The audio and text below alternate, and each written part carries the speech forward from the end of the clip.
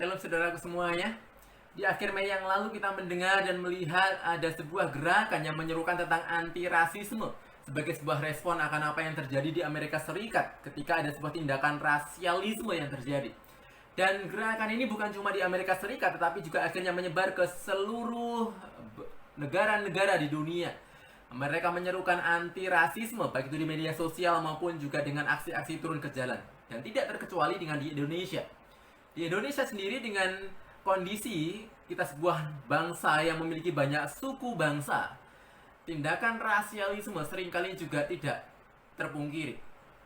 Ketika kita membuka mata kita ada berbagai macam perkara, berbagai macam kasus yang berkenaan dengan tindakan rasisme ini.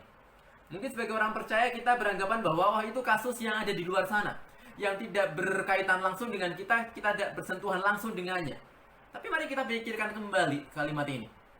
Berapa tahun yang lalu, seorang rekan gereja, seorang rekan Kristen yang juga adalah seorang pelayan Tuhan, pernah mengeluarkan sebuah kalimat-kalimat bernada rasisme di hadapan saya. Yang pada waktu itu merendahkan suku dari istri saya dan beberapa teman dekat saya. Dan itu dia lakukan di depan saya. Dan ini menyadarkan kita bahwasanya bahkan di kalangan gereja pun, orang Kristen pun, seorang pelayan Tuhan pun bisa jadi dia masih disisipi dengan sebuah pola pikir yang rasis. Ini mengherankan dan juga sekaligus tidak mengherankan. Tidak mengherankan ketika kita melihat bahwasanya orang Kristen pun juga adalah orang berdosa yang masih dalam proses pengudusan, sehingga juga masih bisa jatuh ke dalam tindakan rasisme dan berbagai hal yang lainnya. Tetapi mengherankan karena sesungguhnya ketika kita memahami wawasan dunia Kristen dengan tepat, maka sebenarnya rasisme tidak memiliki dasar kebenaran sama sekali. Rasisme tidak memiliki tempat di dalam kekristenan. Contoh-contoh yang lain yang mungkin biasa kita temui sehari-hari adalah ketika kita bertemu dengan berbagai banyak orang di sebuah lingkungan pekerjaan atau lingkungan komunitas kita. Kemudian ada kalimat-kalimat yang muncul. Oh, kalau orang dari suku A, itu orangnya malas-malas, nggak bisa kerja. Oh, kalau orang dari suku B, itu adalah orang-orangnya tidak bisa dipercaya. Kalau dari suku C, itu orang-orangnya borjuis, sombong, dan segala macamnya. Kalau orang-orang D, itu mereka adalah orang-orang yang begini, begitu, dan segala macamnya. Kita menilai orang bukan lagi secara individu, kualitas karakternya, tetapi melalui kesukuannya. Dan itulah esensi dari rasisme itu sendiri. Kisah Rasul pasal yang ke-11 mengisahkan sebuah kisah yang cukup unik. Di pasal yang ke-10, Petrus sudah dikatakan bertemu dengan Cornelius, seorang proselit, seorang non-Yahudi yang kemudian beragama Yahudi, memeluk agama Yahudi. Dan ketika Petrus datang ke rumahnya, berbincang dengan dia, Alkitab mengatakan Cornelius dipenuhi dengan Roh Kudus. Dan akhirnya di ending pasal 10, mereka sekeluarga dibaptiskan. Ketika Petrus kembali ke Yerusalem dan kabar tentang Cornelius didengar oleh rasul-rasul dan saudara-saudara Yahudi yang lain, mereka bukan mengadakan ibadah syukur atas pertobatan atau dipenuhinya Cornelius dengan Roh Kudus, tetapi mereka justru mengadakan sebuah sidang terhadap Petrus. Petrus ditempatkan di dalam sidang dan ditanya-tanya, kamu tadi kenapa kamu datang ke tempatnya orang non-Yahudi, kenapa kamu makan bersama-sama dengan orang non-Yahudi? Wah, bukankah itu sebuah respon yang tidak kita bayangkan, sebuah respon yang tidak kita harapkan sebenarnya. Tetapi inilah yang terjadi. Kenapa demikian? Karena ketika kita kembali ke dalam konteks pada waktu itu, orang Yahudi itu menganggap kalangannya, orang-orang non-Yahudi itulah orang-orang pilihan Allah. Mereka adalah orang-orang keturunan Abraham langsung. Mereka adalah orang-orang yang akan menerima janji Tuhan secara langsung. Dan bukan orang lain, bukan orang non-Yahudi. Mungkin kita mengingat sebuah kisah ketika Tuhan Yesus bertemu dengan seorang perempuan Samaria. Perempuan itu juga heran ketika Yesus berkata-kata dengan dia dan mengatakan demikian. Engkau orang Yahudi, kenapa engkau berbincang dengan aku, orang Samaria? Karena bagi orang Yahudi, orang Samaria itu adalah orang-orang kalangan yang rendah, orang-orang kalangan yang hina. Tidak pantas untuk diajak ngobrol, apalagi seorang wanita. Demikian juga dengan orang-orang non-Yahudi yang lainnya, orang-orang Yunani, Romawi, termasuk juga Cornelius yang adalah seorang perwira Italia. Tetapi itulah yang terjadi. Rasul-rasul pun juga bertanya-tanya kepada Petrus, kenapa kamu makan bersama dengan orang non-Yahudi itu? Dan ketika Petrus menjelaskan lebih lanjut bagian ini, Di akhirnya rasul-rasul itu pun kemudian juga menerima dan kemudian mereka bersukacita. Ayat 18 mengatakan, ketika mereka mendengar hal itu, mereka menjadi tenang, lalu memuliakan Allah, katanya. Jadi kepada bangsa-bangsa lain juga Allah mengaruniakan pertobatan yang memimpin kepada hidup. Mereka tenang, mereka kemudian bisa menerima hal itu. Tetapi perhatikan di ayat yang ke-19, kita mendapatkan catatan bahwasanya tidak semua orang ternyata dengan mudahnya menerima pola pikir yang baru itu. Ayat 19 dikatakan demikian. Sementara itu banyak saudara-saudara yang telah tersebar karena penganiayaan yang timbul sesudah Stefanus dihukum mati. Mereka tersebar sampai ke Fenisia, Siprus, dan Antioquia. Namun mereka memberitakan Injil kepada orang Yahudi saja. Perhatikan hal ini. Namun mereka memberitakan Injil kepada orang Yahudi saja. Sekalipun di ayat yang ke-20 juga ada kisah tentang orang-orang yang kemudian memberitakan Injil kepada orang-orang Yunani di Antioquia. Dan pelayanan kepada orang-orang Yunani di Antioquia itu cukup berkembang akhirnya. Tetapi kita bisa mendapati bahwasanya ternyata tidak mudah mengubahkan sebuah pola pikir untuk seseorang melihat posisi orang lain yang berbeda dengan dia, sekalipun orang itu sudah menerima anugerah Tuhan.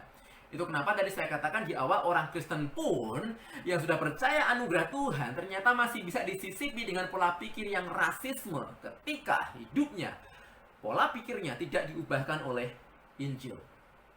Karena ketika kita kembali ke dalam Injil, maka sekali lagi rasisme tidak mendapatkan tempat di sana. Injil dimulai dengan sebuah fakta, sebuah ajaran bahwasanya kita semua adalah manusia yang diciptakan menurut gambar dan rupa Allah. Semua manusia, tidak terkecuali gendernya apapun, entah itu pria ataupun wanita, warna kulitnya apa, sukunya apa, semua manusia adalah gambar dan rupa Allah.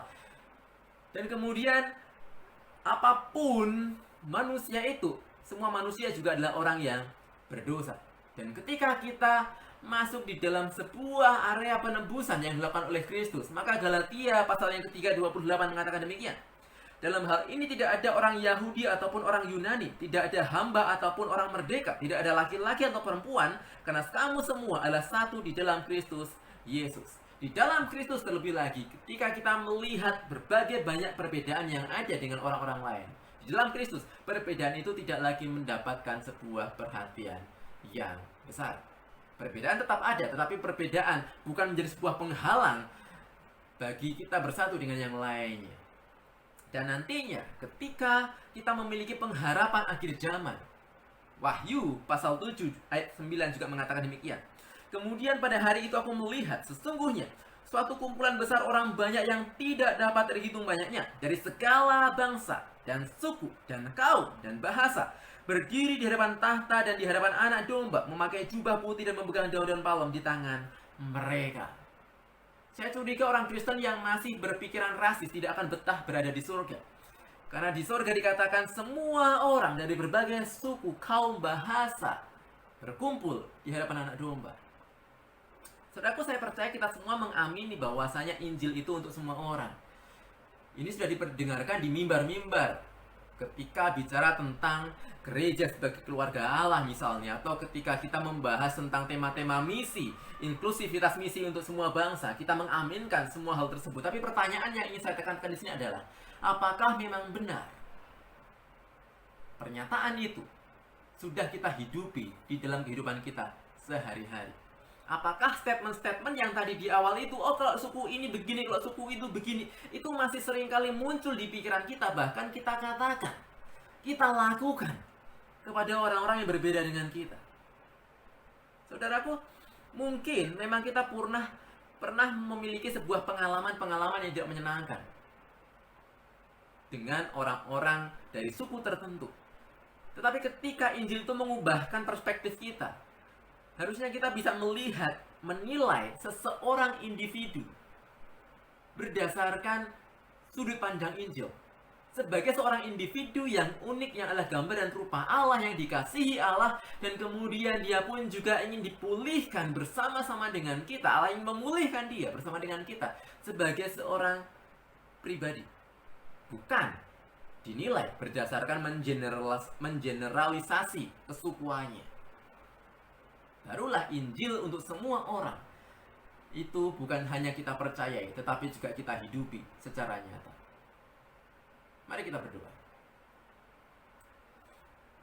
Ya Tuhan, seringkali kami mengaminkan bahwasanya Injil untuk semua orang. Tetapi terkadang juga kami jatuh ke dalam sebuah sikap yang rasialis ketika kami menilai seseorang berdasarkan kesukuannya.